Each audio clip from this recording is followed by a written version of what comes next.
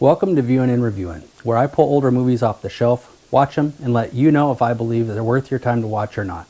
I'm Bobby T, your online video store clerk, and I'll be searching through my VHS, DVD, and Blu-ray collections to find titles that I think may be interesting to review. In today's episode, I'll be reviewing 2004's Shaun of the Dead, directed by Edgar Wright and starring Simon Pegg, Nick Frost, Kate Ashfield, and Lucy Davis. Let me read you the DVD cover. Get ready for a gut-busting, bone-mashing, good time in the hilarious horror comedy Shaun of the Dead. There comes a day in every man's life when he has to get off the couch and kill some zombies. When flesh-eating zombies are on the hunt for a bite to eat, it's up to slacker Shaun, played by Simon Pegg, and his best pal Ed, played by Nick Frost, to save their friends and family from becoming the next entree. Satisfy your bloodthirsty appetite with a movie that masters of horror and film critics alike are hailing as the funniest and scariest movie of the year. Novelist Stephen King gushes, it's a 10 on the fun meter and destined to be a cult classic. And Newsweek calls Shaun of the Dead a bloody hoot. It's a screamingly hilarious zomedy that will have you dying with laughter. Well, this was a hoot. I may have said this before, but I'm not the biggest horror fan in the world.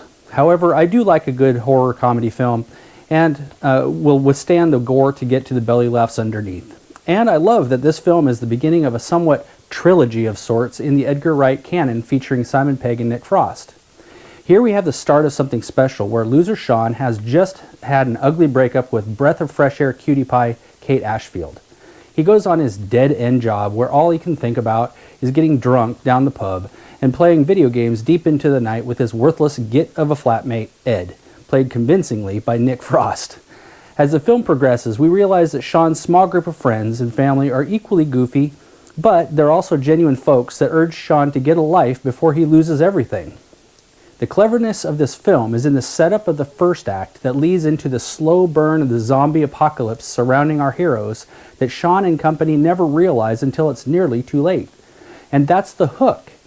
The opening sequence of Shaun walking to the corner market is perfectly mirrored 30 minutes later in an inspired transition into terror that our unlikely heroes are completely oblivious to until it literally almost bites their heads off. And that's where the fun really begins. Where some quasi-comedy horrors fail is the realization of our heroes to the dangers surrounding them. We're usually dropped straight into the middle of the disaster, or the filmmakers don't reveal the dangers visually until the end to keep us on edge of our seat. In Shaun of the Dead, we experience the outbreak at exactly the same time lunkhead Shaun and brain-dead Ed realize it, before throwing Sade records at the zombies to decapitate them in their backyard. Once the boys grab their cricket bats and go on the run to save Shaun's sweet mom and his girlfriend and pals, we're treated to some genuine laugh-out-loud moments with a few jump scares thrown in just for fun.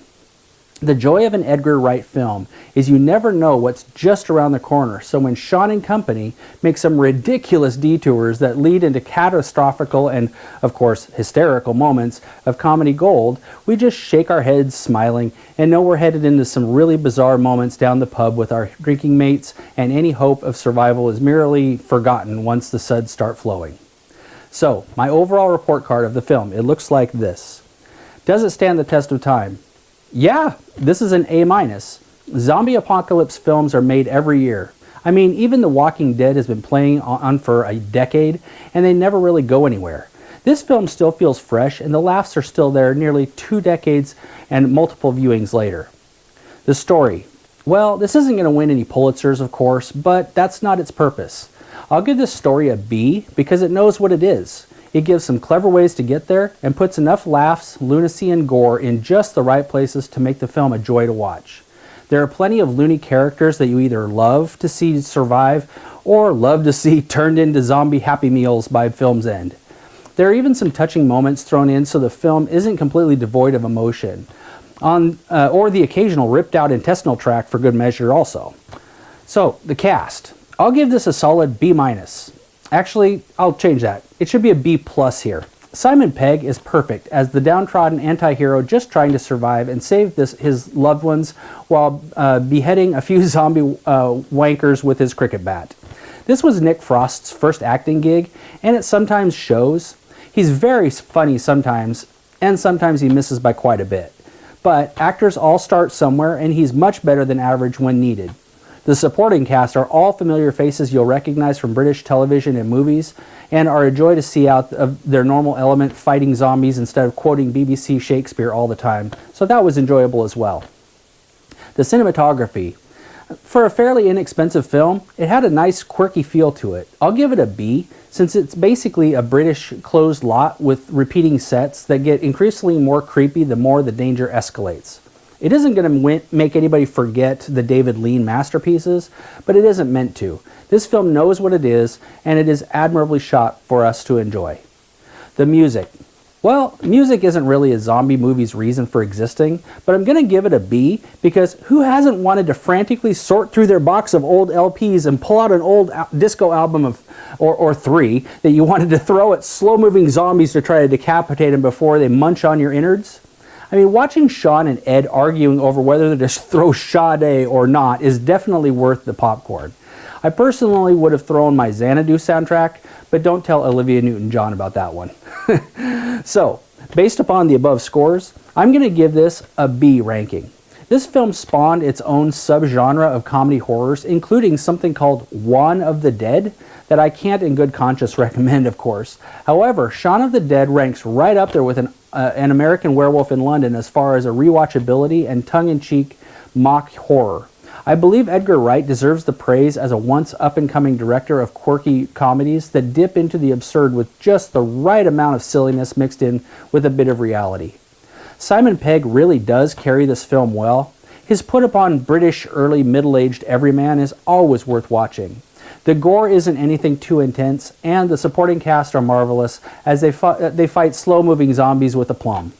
I would also recommend highly the remainder of the Three Flavors Cornetto trilogy of Wright, Pegg, and Frost as being Shaun of the Dead, Hot Fuzz, and The World's End, which I will have linked to their DVDs below, with my personal favorite being The World's End, but that's for another review someday.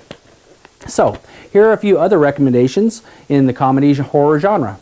I've recommended this before, and I still stand by it, Zombieland, starring Woody Harrelson, Jesse Eisenberg, and Emma Stone. Yes, it's a film about zombies. Yes, it's got some gore as well as some really funny scenes mixed in. And yes, Memphis survives even when all the world has to offer are hostess snowballs when everyone knows Twinkies are better. Army of Darkness, which is a third film in a trilogy of the original Evil Dead series, the originals, not the new ones. And I also believe this is to be the best of that trilogy, where intrepid store clerk Ash, played so effortlessly and awesomely by Bruce the Chin Campbell, is thrown back into the Dark Ages, where he must locate the Necronomicon Book of the Dead to defend medieval screwheads from the evils trying to take over the earth. And although it isn't a zombie movie, I'll throw in Tucker and Dale versus Evil. This is another of those turn the story on its head comedy horror films. Two sweet hillbillies called Tucker and Dale, they're on a vacation in their dilapidated hunting cabin when they're mistaken for murderous psychopaths by a bunch of beautiful college students looking for a good time. It's a great trope-twisting film starring one of my favorite hapless comedy actors in Alan Tudyk, so you know you're in for a great time. Well, that's it for Shaun of the Dead. If you enjoyed this review, please be sure to click on the like button below. If you want to keep up to date on my future reviews, please click on the subscribe button below. If you want to purchase Shaun of the Dead on Blu-ray, or if you wish to purchase any of the other titles I've mentioned earlier, please follow the Amazon links below. If you have any suggestions for movies you'd like me to review, please leave a comment below, and I'll see what I can do. Thank you so much for watching, and until next time, be sure to help others in need, because it's always the right thing to do. Have a great week, and Merry Christmas.